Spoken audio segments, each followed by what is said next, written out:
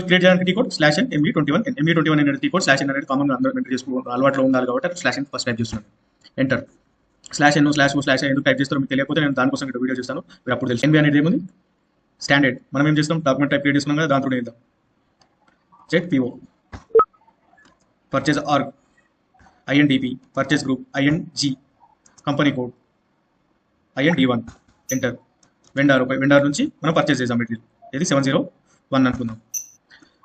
ఇప్పుడు మనం with reference ఏమైనా చేయాలనుకున్నాం అనుకోండి ఇక్కడ చూడండి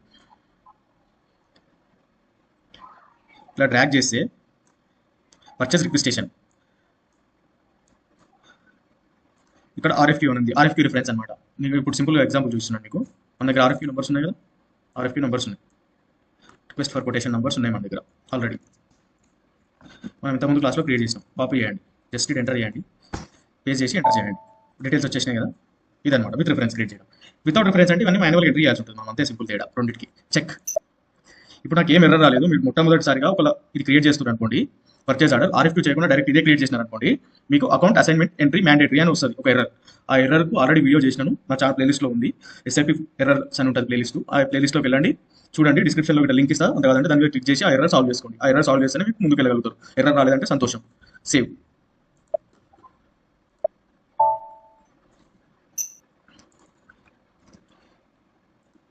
ఇది పర్చేజ్ ఆర్డర్ క్రియేట్ చేసే విధానం. ఇది friends purchase order with reference చేసినాము. మనం వితౌట్ రిఫరెన్స్ ఎట్లా చేస్తామో చూద్దామా.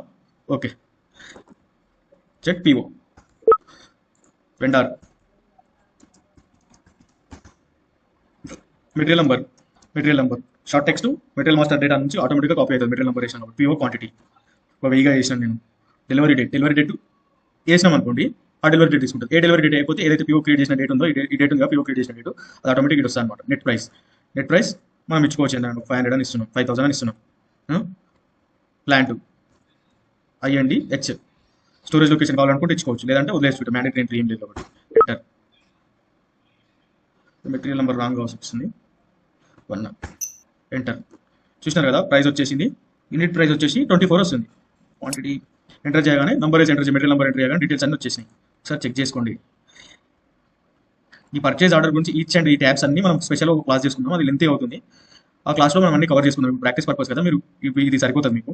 నేను సెషన్ ఎండ్లో సపరేట్గా పర్చేజ్ ఆర్డర్ గురించి ఈచ్ అండ్ ఎవ్రీ ట్యాబ్, ఈ పార్ట్నర్ ఇక్కడ ట్యాబ్స్ ఉన్నాయి కదా, ఎడర్ డేటా, ఇవన్నీ క్లీన్గా ఎక్స్ప్లెయిన్ చేసుకుందాం.